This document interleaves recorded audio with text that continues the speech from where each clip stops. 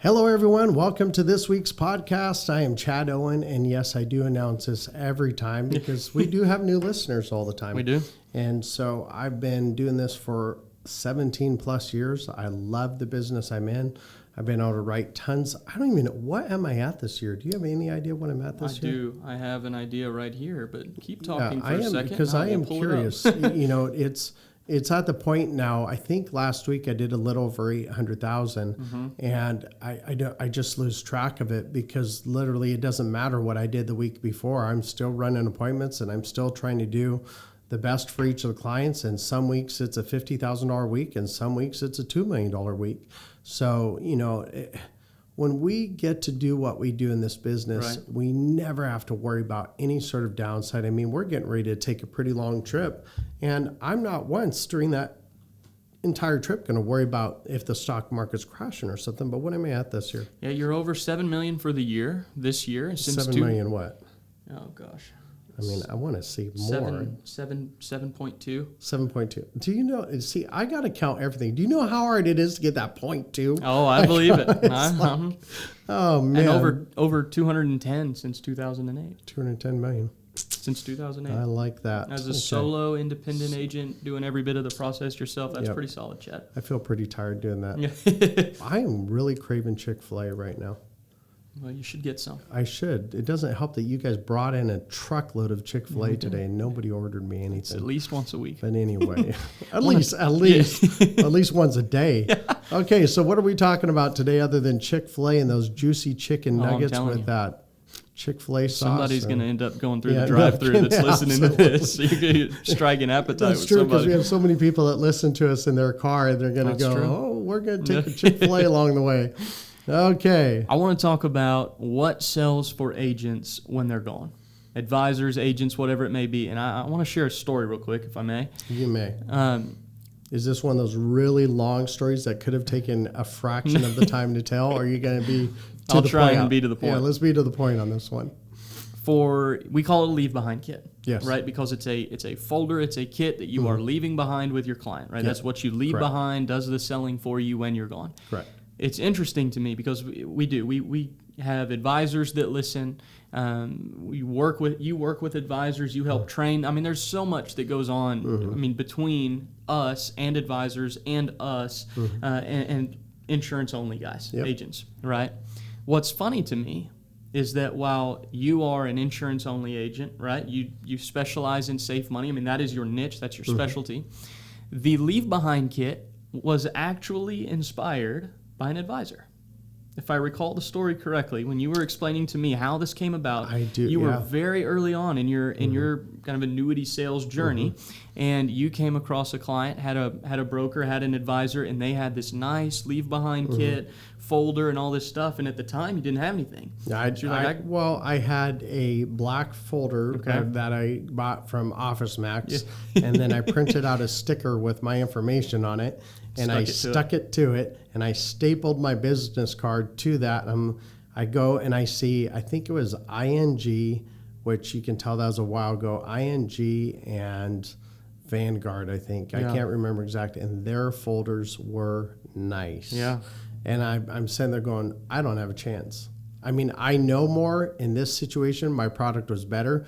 But actually, that client did end up using me. Sure. But in my mind, I was still going, I don't have a chance. I have got to step up my game. Yeah. I've got to show that I'm professional, that I'm just not a fly-by-night organization. And so I spent a lot of money getting the leave behind kits put together and making sure I had professional branding. I didn't just go buy some clip art. Now, I had clip art on my little sticker, but I had it professionally done.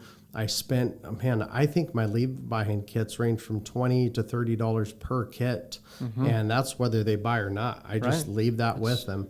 But I don't want to go in there and look. That was, once I got my leave behind kit, I don't care who you are. If I meet with you, I am leaving the kit behind with you. That's right. I don't care if you have money or not, and if I get there and I find out your situation doesn't work, you're still getting the leave behind kit. Yeah, granted, it's a $30 business card, but the reality is most people will throw away a business card. They don't throw away those kits. Yeah. And they will share them with their friends, and they'll pass them on, even if I can't help them or if I have helped them. I've went to clients' houses 6-7 years later, and I still see that leave behind kit there. That's crazy. So it just sits on their shelf and with their other books, and they said they pull it out multiple times. So, yep. It's interesting to me because so many agents, and I use that word specifically, agents, because it's you don't see it as much on the advisor side. Yeah. Typically, those guys, they're going in with all their nice stuff, and that's just part of it. Yep. On the agent side, where you really are running your own business, it's imperative that you use these things. It is. You need to have a leave behind, and it's not something even that really distinguishes you from the advisor. It distinguishes you oftentimes from other agents. Absolutely. Because all the time. Yeah. From other agents. I would say if I run 40 appointments in a month, I still will probably see 1 or 2 other company brochures. Sure. No leave behind kits, no books. Yeah. I mean, I can't, it's so rare I ever see that in an entire year. Right. So, yeah. It's interesting because on one hand, it's you have to have one. If you're an agent, you have to have one to compete with your the advisors that are doing the risk side of it. It's not even competing. That's the thing, though. It's not even competing, because competing implies they're also having a kit that you're competing against, and they're not even bringing kits. They're not doing illustrations. They're not bringing brochures. They don't have a book that they leave behind. Yeah, they just... It's whatever they meet with on a little scratch sheet of paper. Sure. And it blows me away how many people. And you could say, well, this is more specific to my area. No.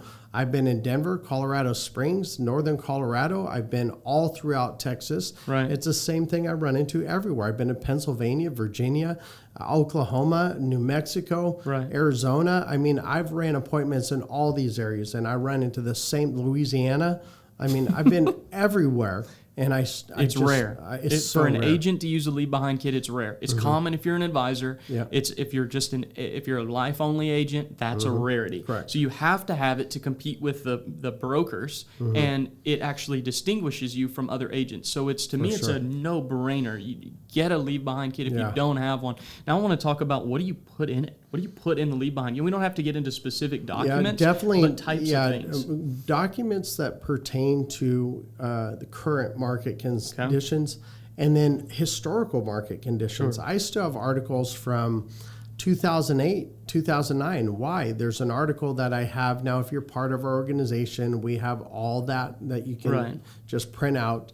But it's from 2009, and it talks about how safe insurance companies are. Right. And it's from an institution that doesn't promote our products. They just talked about, I think the article, I can't remember, it was in the low of 2009s. And it talked about how safe insurance companies are. And so I have an article there that talks about when things were bad, current situations. And then I have a copy of my insurance license. I'm a member of the National Ethics Association. I have I have a copy of my book in there. I have different charts that will really help people in English understand how their product works, not financial lease. Right. And so that's primarily what I have in those. I mean, obviously, like I said, whether you're part of our FMO or you're part of our training agency, we have everything laid out. Yeah, you're exactly right. And I would say another key thing to look for there, and you've mentioned this to me before, even as I've spent time looking for documents, is the fact finder is ever evolving. We know that. And if you don't know what a fact finder is, you can listen to another podcast where we talk about it. But the leave behind kit is one of those things that can be adjusted and amended and added to as well. And so in my time looking for other documents to add into that kind of thing, one of the things that you've mentioned to me is very important is finding documents that are written by people that typically don't necessarily have the nicest things to say about annuities, that now all of a sudden they're saying some amazing things. So I'm still looking for something from Fisher Investments that has something good about annuities, but I can't find anything there. I'm going to pass on that. No comment. Refrain from not saying anything. But anyway, it's true. I could find the National Association of Indexed Annuities to write all sorts of positive things about annuities, but I generally use organizations that don't promote our products or we're not high on their list. And then the other thing I'll find is institutions or people that are just number nerds. Sure. They don't promote stocks, bonds, mutual funds. They don't promote annuities. They're just economists that understand the history of guarantees. Sure. And obviously, if you're talking about someone who's in the history of guarantees, they're going to be someone that doesn't promote products. They're just using numbers. And to me, remember, I don't sell off of emotions. I sell off of facts and statistics, and that's really what it comes down to. Emotions obviously come with that, but the client determines what kind of emotion they want to put with it. So if I say, hey, you know what, statistically, only about 30% of people 65 or older have their home paid for. They put whatever emotion they want with that. Right. But when somebody does have their home paid off and they're 65 or younger, I shout them to the moon. Right. I'm going, that is so incredible what you've done, because it's very rare. You are in the minority of people that actually have their home paid off. Right. And of course, it's a big response like, what? So, yeah. For them, it's like, really? Yeah, exactly. It's just common sense. Right. I'm excited because I think I have 3 years left on my home, and I just turned 48 years old, and I don't want debt. I'm just, it's so many people I've seen retire with less money because they don't have high debt. And that's where I want to be. I don't know if I'm ever going to retire. My brain just doesn't have the capacity to do that. I'm watching Godzilla versus King Kong yesterday, trying to relax because I'm trying to feel a little better. And all of a sudden, business ideas and ways to implement a new process starts going through my head. And so I pull out my computer and my wife comes out, what are you doing? You're supposed to be relaxing. I'm like, the brain turned on. Yeah. Something about Godzilla taking on King Kong gave me a great idea. It's like, I don't know, maybe it's the fixed guy versus the variable guy. Maybe. I don't know.